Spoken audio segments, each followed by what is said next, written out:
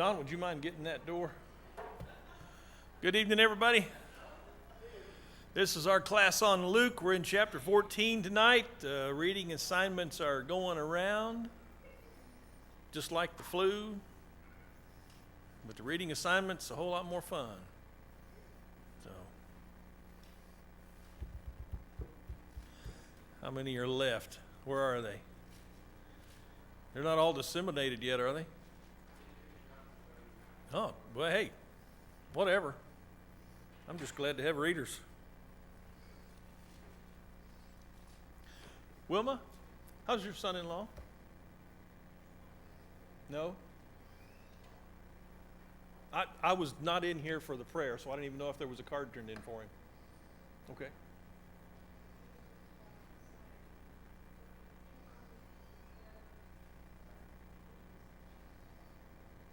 Wow.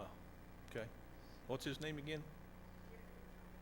Jerry Trent, yes, okay.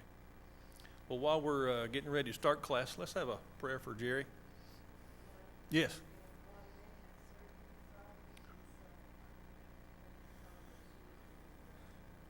Oh, she had surgery. What was her surgery on? Oh, her teeth. Okay. All right. Well, let's go to the Lord in prayer.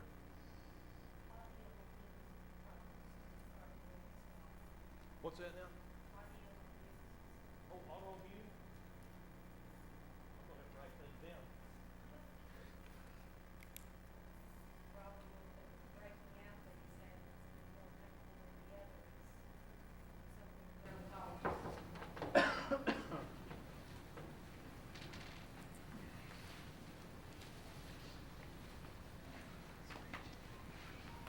All right.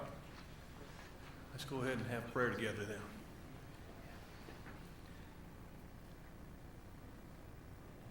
Holy Father, we're so glad to be here tonight and be in your presence. We thank you for your word and for an opportunity to study it. We pray that we'll do it justice tonight. Give it our minds and our hearts, our fullness. We stop and pray as we begin because we've got three folks on our hearts. We've got Jerry we're thinking about, who's not doing well at all. We're concerned about him and ask you to bless him that he might recover and regain his strength and his health. And bless the family as they go through this crisis with him. Thank you for a successful surgery for Bobby Lynn. We pray now that you'll help her to heal so that she won't have any negative after effects. She's such a wonderful young lady. We pray the best for her, and we ask you to bless her. And we also pray for our brother Roy. What a marvelous servant he is here among us, doing so many things that go unpraised and unseen. We appreciate what he does, and thank you for blessing us with him, and ask you to bless him with good health as his body fights this autoimmune disease, which is kind of an ironic thing even to say. But Lord, you know the things that are mysteries to us. There's nothing a mystery to you, and we know that you're able to help and to heal and to bring about marvelous things that we could never even imagine. And so we bring these concerns before you and ask your blessings and your help in Jesus' name. Amen.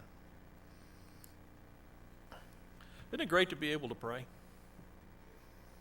Nothing like it, nothing to even compare. All right, who's got the first section of chapter 14? Go for it. It starts with a 1. It's me, sorry. Now on Sabbath, when Jesus went to dine at the house of the leader of the Pharisees, they were watching him closely. There, right in front of him, was a man suffering from dropsy. So Jesus asked the experts in religious law and the Pharisees, "Is it lawful to heal on the Sabbath or not?" But they remained silent. So Jesus took hold of the man, healed him, and sent him away.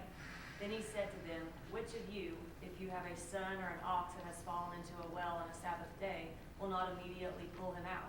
But they could not reply to this.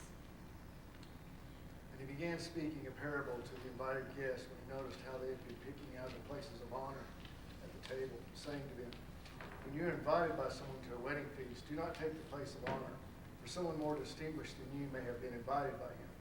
And he who invited you both will come and say to you, 'Give your place to this man,' and then in disgrace you proceed to occupy the last place. But when you are invited, go and recline at that last place, so that when you come, that when the one who has invited you comes, He may say to you, friend, move up higher. Then you will have honor in the sight of all who are at the table with you. For everyone who exalts himself will be humbled, and he who humbles himself will be exalted. And he also went on to say to the one who had invited him, when you give a luncheon or dinner, do not invite your friends or your brothers or your relatives or rich neighbors. Otherwise, they may also invite you in return, and that will be your repayment. But when you give a reception, invite the poor, the crippled, the lame, the blind, and you will be blessed, since they do not have the means to repay you. For you will be repaid at the resurrection of the righteous. When one of those who were reclining at the table with him heard this, he said to him, blessed is everyone who will eat bread in the kingdom of God. But he said to him, a man was giving a big dinner, and he invited many. And at the dinner hour he sent his slave to say to those who had been invited, come, for everything is ready now. But they all alike began to make excuses. And the first one said to him, I have bought a piece of land, and I need to go out and look at it. Please consider me excused. Another one said, I have bought 5 yoke of oxen, and I am going to try them out. Please consider me excused. Another one said, I have married a wife, and for that reason I cannot come. And the slave came back and reported this to his master. Then the head of the household became angry and said to his slave, go out at once into the streets and lanes of the city and bring in here the poor and crippled and blind and lame. And the slave said, Master, what you commanded has been done, and still there is room. And the master said to the slave, go out into the highways and along the hedges and compel them to come in, so that my house may be filled. For I tell you, none of those men who were invited shall taste of my dinner. Now great multitudes were going along with him, and he turned and said to them, if anyone comes to me and does not hate his own father and mother and wife and children and brothers and sisters, yes, and even his own life, he cannot be my disciple. Whoever does not carry his own cross and come after me cannot be my disciple. For which one of you, when he wants to build a tower, does not first sit down and calculate the cost to see if he has enough to complete it? Otherwise, when he has laid a foundation and is not able to finish, all who observe it begin to ridicule him, saying, this man began to build and was not able to finish. Or what king, when he sets out to meet another king in battle, will not first sit down and take counsel, whether he is strong enough with 10,000 men to encounter the one coming against him with 20,000? Or else, while the other is still far away, he sends a delegation and asks terms of peace. So therefore, no one of you can be my disciple who does not give up all his own possessions. Therefore, salt is good, but if even salt has become tasteless, with what will it be seasoned? It is useless either for the soil or for the manure pile. It is thrown out. He who has ears to hear, let him hear. Anybody have any idea what dropsy is? Is there a, Sleeping sickness. okay. Is that something in your footnotes or? No, it's not in my book. I just happen to know what that is because I knew somebody that had it. Oh, okay. Well, I don't know how the terms have been changed through the years. Does anybody have anything else on that based on your translation, or any footnotes, any sideline Mine notes? just says Yes, Carrie? abnormal swelling. Okay, abnormal swelling. Yeah, some type of liver dysfunction, fluid retention Okay. in the abdomen. Wilma? And sometimes it's from congestive heart failure. I didn't understand what All right. was said. Well, I said it was, I knew somebody that had dropsy and it was a sleeping sickness. I know, my grandfather, they, put that on his, death certificate, Okay. and he had congestive heart problems. Okay. Well, that's what I found in my research. I remember when I looked this up the first time, I thought, dropsy. I don't know what dropsy is. I better look that up. So I looked it up, and it said edema. And I said, well, I don't know what edema is either. So I looked edema up, and edema was swelling. It's retention of water. It's when you've got a heart problem, and your heart doesn't pump and pass off the blood the way it's supposed to, because the body's it's a marvelous filtering system with the liver and the kidneys especially, to filter out water and flush it out and get rid of it. And if that system doesn't work right, you start to build up fluid, and you can literally drown in your own body fluids. It's a horrible concept and a horrible truth, but that's supposedly what dropsy is. And it made me wonder about this because, well, this thing about coming up, healing on the Sabbath is coming up again. Where did it come up before? Anybody remember?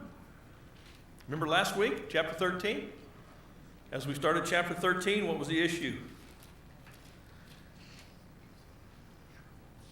Verse 10, not exactly starting 13. He was teaching in one of the synagogues on the Sabbath, and there was a woman who for 18 years had had a sickness. She was bent double. What did he say? What question did he ask to make the point that he ought to be able to heal her on the Sabbath even? It's verse 15. That it was good to, the Sabbath was made for man, not for God. Was it good to be able to do good on the Sabbath? Okay. Now, he used that same argument, but he used it in a different context when he and the apostles were going through a field on the Sabbath day, and they were taking the heads of grain and rolling them in their hands, blowing the chaff away and eating the wheat kernels or whatever grain it was. That's when he used that argument. The same's true here, but he says something different here in chapter 13. He says, "You hypocrites, does not each one of you on the Sabbath untie his ox or his donkey from the stall and lead him away to water?" So he's got this argument here. Now we're in chapter 14. Same type of situation. It says in verse 2, there was a man in front of him, right in front of him, suffering from dropsy or edema, whatever it is.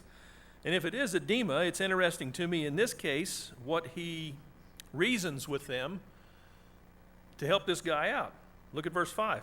Which one of you will have a son or an ox fall into a well? What's at the bottom of a well?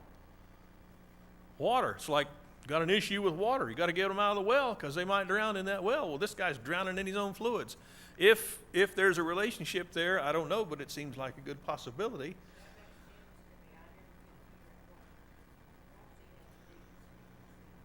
Okay. Well, I know when I was a kid, I read that and I thought, well, I think he falls down all the time. So he just drops to the ground. Because you know, little kids mind it. Anyway, but it's not that, it's edema. And now I know edema is a gathering of bodily fluids. So this guy's got this issue, and it's the same thing. It's like, why don't folks learn? Why don't they get a clue, even from their own reasoning, that this is the perfect day to heal? The Sabbath, the day when people think about God, and we're trying to do what? What's the Sabbath for? Was it set apart initially for worship? What was the real reason behind the Sabbath being set apart? To rest, to rest. What is the word that we use to describe things that are wrong with us, if not dis-ease? Where does that word come from? Don't you like to be at ease? But if something's wrong, you have a dis-ease. You are not resting. You got trouble. You want to rest from your dis-ease. This woman in 13 had a dis-ease for 18 years. This guy has a dis-ease, we would call it. He's got edema. He's got fluid building up. It's not being passed off. The Sabbath, the day of rest, is the perfect day. You would think these guys would reason to give this guy some rest, and yet they don't do that. And Jesus doesn't even argue that. He argues about an ox or a son falling into a well. And these guys are, well, sure, we would take care of that, because it says in verse 6 they could make no reply because they knew what the answer was. This is a discussion sort of what we've had before. Are there any comments to be made, or observations, or questions? I just think it's interesting that it keeps coming up. And Jesus has to keep dealing with it. And every time he deals with it, he uses similar logic, but not the same logic. He has a different way of looking at it, but it always makes sense. Now, where is Jesus in the first 6 verses? Look at the context. At a Pharisee's house. There's a leader of the Pharisees, and he's invited him and obviously some others into his house to eat. And so while they're in there together, it says they're still in verse 1, they're looking at him closely. And so now he's healed this guy and silenced them with his reasoning and his logic. And then in verse 7, he starts speaking a parable to the invited guests. What is he seeing the guests doing at this meal, this feast? What's that, Frank? What's the basis of their choice of seats? The most honored seats. Now, at our house, there isn't any honored seat. The head of the table looks just exactly like the tail. And I assume it's the tail because one end is the head and the other's got to be the tail, and they're both it's the same thing. We don't have that in our culture, but in Jewish culture, that was part of what everybody understood. The places closest to the head of the house, those were the most honored seats, and then you kind of went down from there. And tradition runs the gambit. In some cultures, the adults eat first, and then the children eat what's left over. That's the way it was when I was a kid. When you had a big feast, the adults go first, the kids eat last, and the kids didn't care because the kids wanted to play out in the yard anyway. They don't want to have to come in and eat. Don't make me come in and eat. Man, if I had a taste for food then like I have now. Anyway. What's that?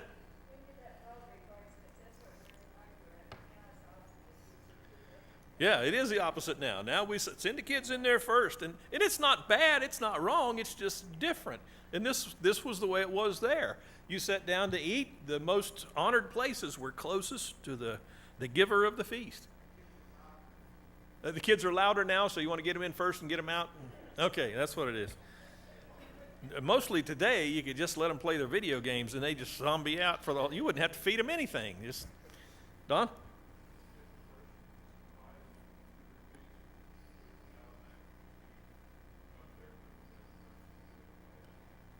Well, evidently all these people were invited. I don't know about how that would play out. I'd assume that all these folks are there because they were invited. Maybe not, but at any rate, what point does he make with them?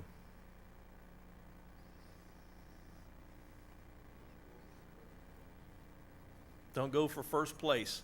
Now, is he teaching feast etiquette here? That's what he's teaching, is humility. In all situations, in every case. Just like so many other things. Remember the parable of the fig tree?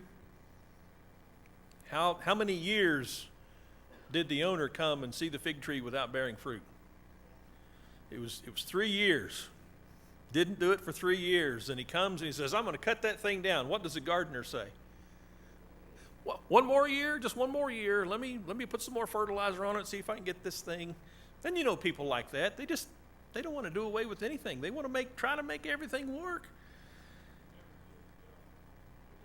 Never did, because he made his point with what he had to say. That, yes. Yeah. Yeah, that's you and Don. Boy, you're looking for that last verse.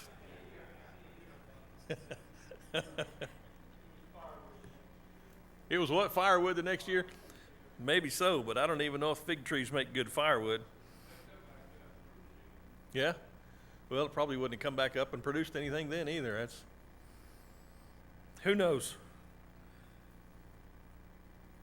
But this parable that he's telling, it's not just something you think about when you go to eat at somebody's house. It's something we should think about all the time. Why do we talk to the people we talk to? This is Oklahoma. Who do you talk to in Oklahoma? What's that? Anybody that'll listen. Yeah, that's it. There are cultures where they have a different kind of a code of interaction, and you don't always talk to people with whom you're not introduced. Well, where did that come from, and why do we have to do that? I want to talk to people. I want to make a connection. So, and I've noticed something through the years. The weirder people look, the more receptive they seem to be when you speak to them like a human being. I don't know if you've ever noticed that or not. The more different from you somebody appears to be, the more willing they are to interact when you smile and say, "What's going on with you today?" or whatever. Maybe that's it. They're just desperate for attention. Rock and roll is replete with deep spiritual meaning. Well, I knew I'd get a laugh on that. But seriously, you start listening to some of the lyrics. I noticed today, I can't remember the name of the Eagles song, but one of the lines is, "Everybody wants to touch someone." Now, the song itself is about trying to find somebody to go home with you at night. But why do people want to find somebody to go home with them at night? Why are worldly people that way? Because we all have this desire to be connected. It's from God. Am I made in the image of God? Why do I ask about me? Aren't you made in the image of God too? If each one of us is made in His image, then we've got something in common to start with. We've got one maker. We've got one origin, and we've got one finish. We've got so much in common with everybody, regardless of what culture they come from and what they look like, that this is great. Because what this does, it humbles us to the point where we say, I ought to be able to have a relationship with anybody. And humility is not where we look at ourselves and say, well, I'm not good enough to talk to somebody else. That's not humility. That's foolishness. Humility is when we say, I'm not any better than anybody else, and so I can talk to them. I can relate to them. Carolyn, you had your hand up.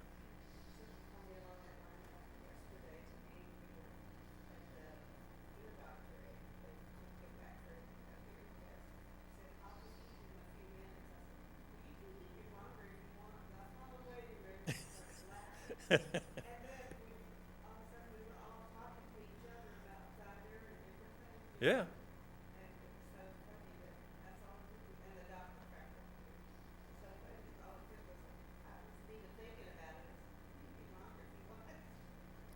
It's the rare bird that doesn't want to connect with other people.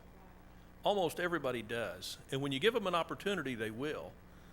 And the more we connect with people, and humor is a great thing to break the ice, the more we'll have opportunities to talk to folks about Jesus.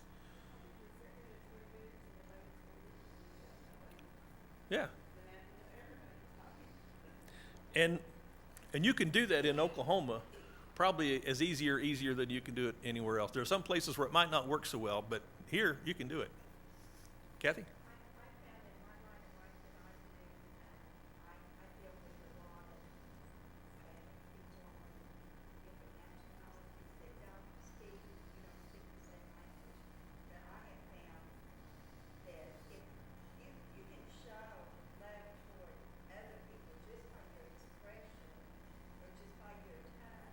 Right.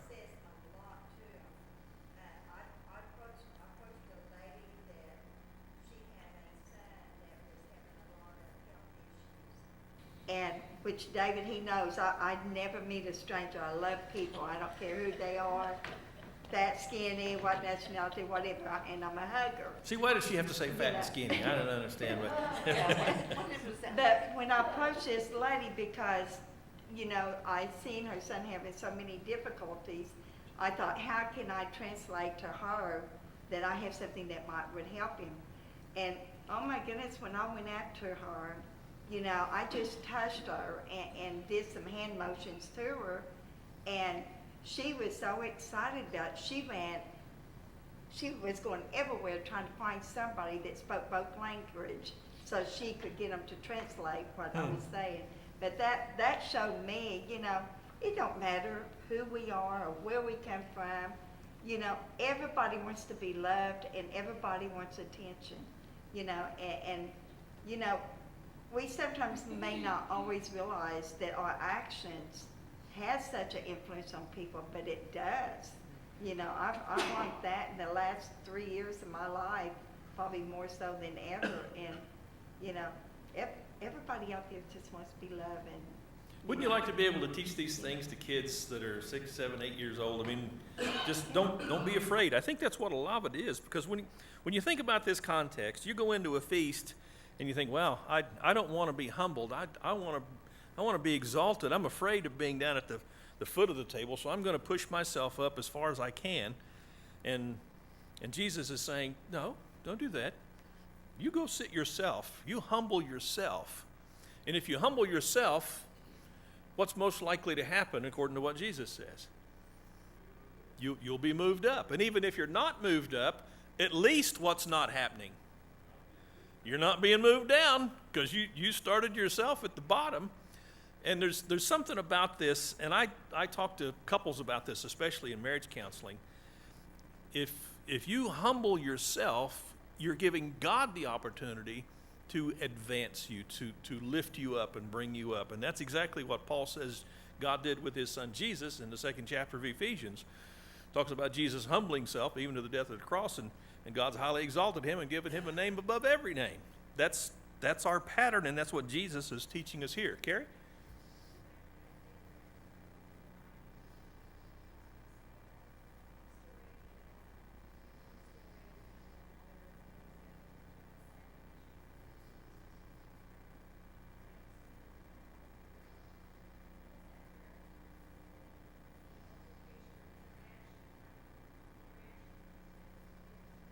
Right.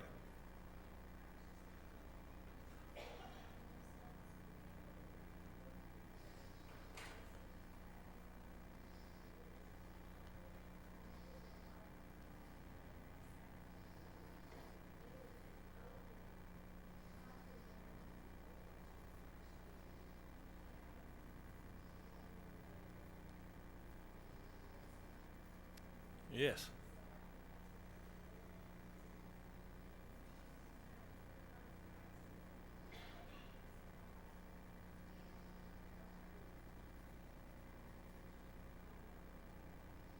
It's true. And that ought to mirror for us I would say the horror of being before God with pride. Can you imagine how these guys felt when whatever point it was finally came? Maybe not until death, but they died and they opened up their eyes, and who's standing there in front of them? This guy. They've been resisting him and contradicting him and fighting him tooth and nail all the way, and they die, and he is God. What was I thinking? Well, you were thinking egotistically, arrogantly, proudly, haughty. Facebook conversations. You probably had some if you're on Facebook. You have some that are just horrible, and the biggest reason is nobody's listening. People have already made up their minds. They're right, you're wrong. They won't listen to me because I want to tell them they're wrong and I'm right. But when people say, I never thought about that before, that's a good point. Now, they're not saying they agree with you, but they're at least allowing that they're telling you, I'm thinking about what you've said, and you make some good points. Or they say, that sounds like a really good point, except here's the problem I have with that. And then they come back, and you discuss things like adults that actually respect each other. And it's marvelous what can happen. But what often happens is you can just see people's arrogance coming through, because here's a venue they've never had before to tell people to take a hike without being in their face, and it's safe to do it from your keyboard, and a lot of people do that, and you can sense the arrogance coming through. So it's interesting, those kind of conversations, and when people are willing to do away with their pride, their egotism, and just talk about something, you can really make some progress. But,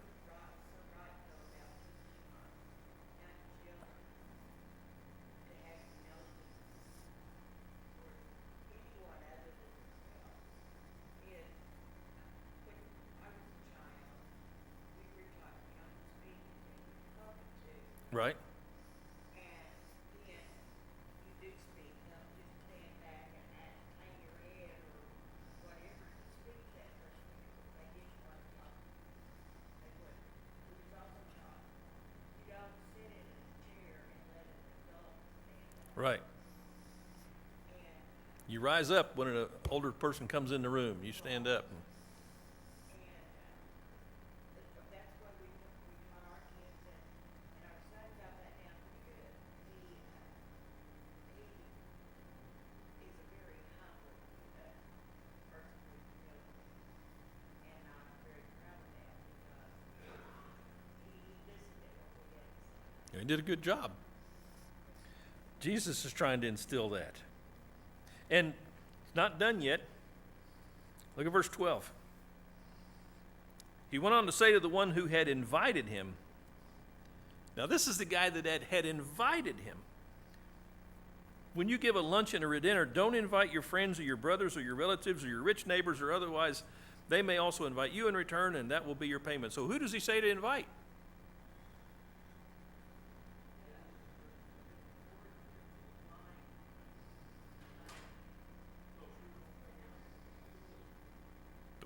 The fringe, those who are disenfranchised, sometimes we say. I think that's what Jesus is talking about here. Could you imagine what it would have been like if this Pharisee said, Jesus is coming to my house today. I know people who are sick. I know people who are lame. I know people who can't see. I know people who have this problem and that problem. Get some invitations out to these people and get them at my house, because on the Sabbath, Jesus is going to be at my house. What a different day this would have been. And instead, they've got one guy who's drowning in his own body fluid, and they're watching Jesus to say, is he going to heal him? Because if he heals him, we're going to condemn him. It's just so night and day different.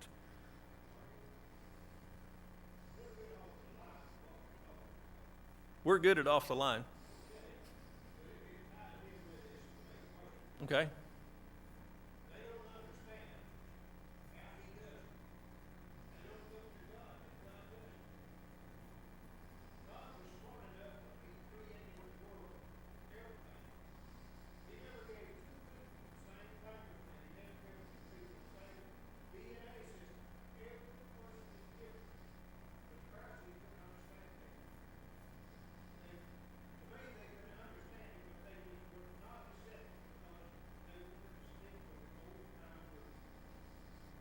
It's hard to change when you take comfort in the way things are. If you've got, we call it status quo. It's a Latin phrase. Anybody remember hearing about an old-time preacher named Marshall Keeble? He was a black guy, yeah. He said about status quo, he said, that's Latin for we ain't gonna do nothing.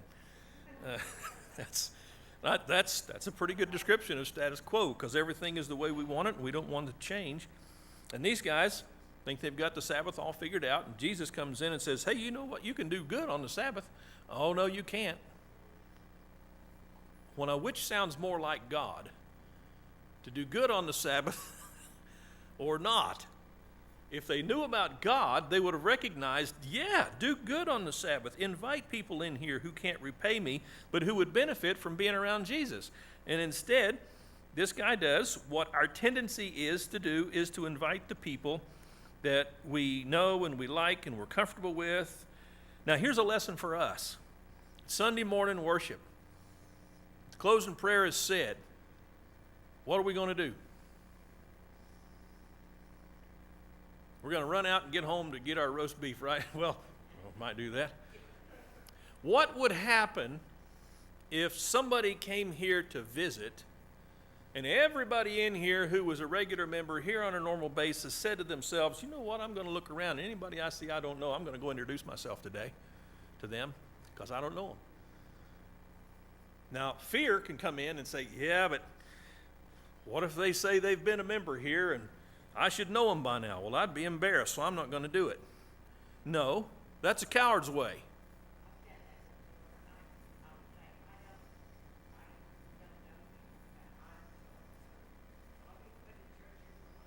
Yeah. Exactly. And if somebody's been going here for years and you have too, shouldn't we meet them at some point? Yeah. You get used to being embarrassed, right, Paul? Yeah. But it's such a good thing, and people really appreciate it, even if at first. And the question is, Is it the right thing to do or not? We shouldn't worry about possible negative results. If it's the right thing to do, we should do it. Jesus is saying, when you give a feast, well, I don't know how many of us give feasts, but what he says is not something that we would say, well, we don't give a feast, so we're out of this one. We don't have to do this. No. Yeah, okay.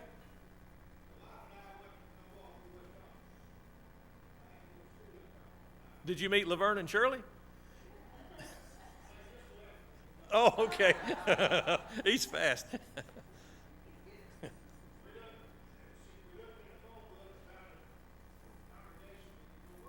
Okay.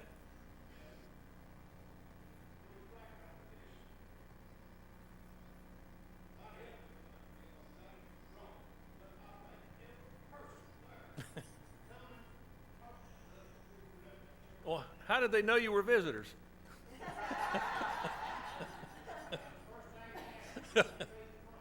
Yeah.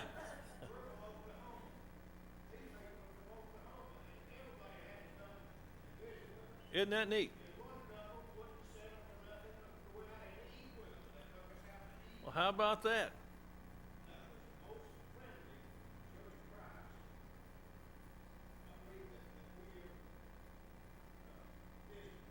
We could really make use of Sunday if we just thought maybe a little more about it.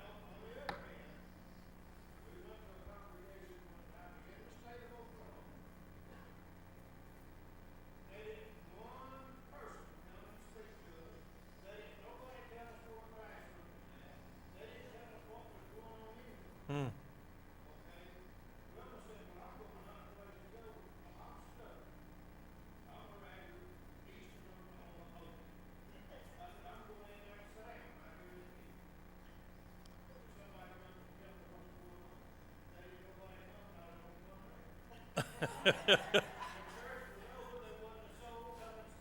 Really? Wow. Well, yeah. It's interesting that those two congregations, you remembered them both, and you won't forget either one of them, but you'll remember them for different reasons. I don't think there are too many people who come in amongst us and leave without being greeted. I think it's a fantastic thing. But it's because people are intentional.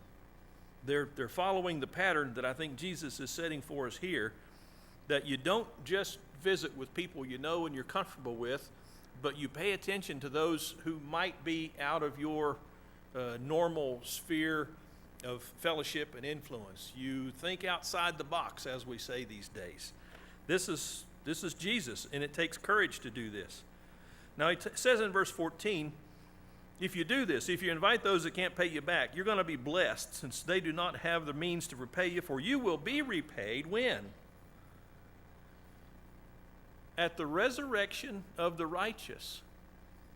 We do these kinds of things, and God's going to make sure that we get paid back. There's a passage in Proverbs, it's chapter 19 and verse 17. You can look it up, make a note if you want to. I've marked it and highlighted it because of what it says. It just seems so interesting to me, that the way it puts it across. Those who are kind to the poor lend to the Lord. How would you like to be one who's considered a lender to the Lord? Let me read it just exactly how it's put down there. One who is gracious to a poor man lends to the Lord, and he will repay him for his good deed. Just that idea of lending to God. You and I don't think we've got a thing that God needs. But what he needs is for me and for you to do something for those who can't repay us. To be that kind of humble, that kind of generous, that kind of compassionate. And if these guys had done it, wow, it would have really been something. Verse 15, how is this different? One of those who were reclining at table with him heard this. He said to him, "Blessed is everyone who will eat bread in the kingdom of God." Was he changing the subject? It's interesting that somebody would just say that. So Jesus says to him, a man was giving a big dinner, and he invited many. Well, where were they? They were at a big dinner. This guy had invited many. At the dinner hour, he said to his slave, say to those who had been invited, come, everything's ready now. What happened? Some guy bought a piece of land. I got to go check my land I bought. What's the next guy say?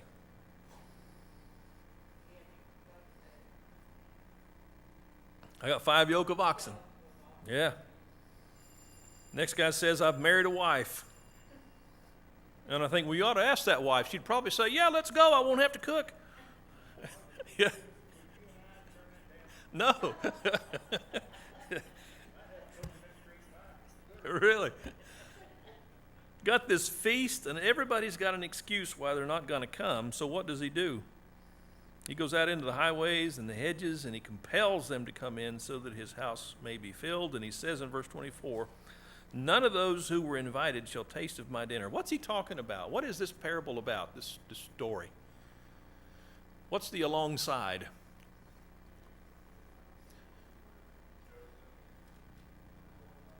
That's what I think he's talking about. Jesus had to be thinking about how he was going to send his apostles out into the world. Who were the biggest persecutors of the church initially? The Jews. And so when the Jews wouldn't accept the gospel, they went to the Gentiles, and the church was established among the Gentiles. I think that's what Jesus is talking about right here. Don?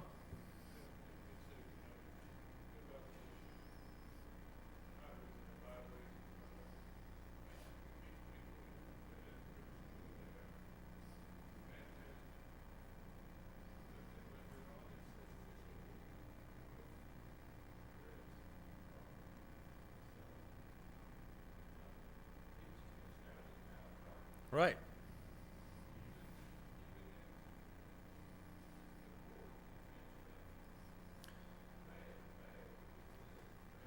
You come to the feast, but you come on the feast giver's terms. And that's another parable, but it's similar to this one. So is there a connection between this story and the one he told in 12? Because you look at 12 and you don't give the reception for those you're comfortable being around. You give the reception for those you're not comfortable being around, because those folks can't repay you. And this feast starts out inviting people that you're comfortable with. People you know their addresses, and you send out invitations, and then you wind up inviting strangers from the street, from the highways. Corey? Yes. Oh. Man, I was trying to avoid that so I wouldn't have to make any commentary. The word for hate, though, it's interesting. It's the same word that's used 3 other times in Luke, and it means hate. So we have to try to understand what he's saying based on the context. We know from what he taught in the Old Testament, in the 10 Commandments, what are you supposed to do with your mom and dad? You honor your father and your mother. But here Jesus says, you come to me and you don't hate your own father and mother and your children and your wife. Well, what does he have his apostles teach later about family, about wives, and about children?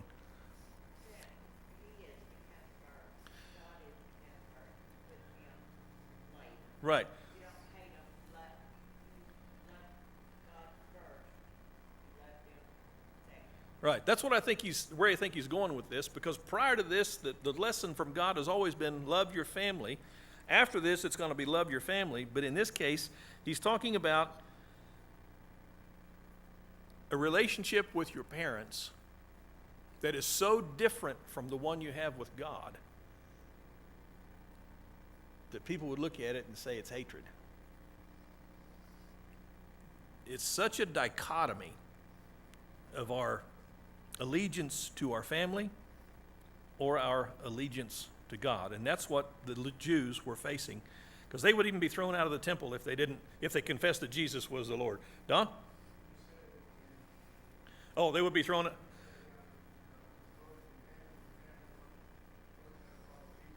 Right.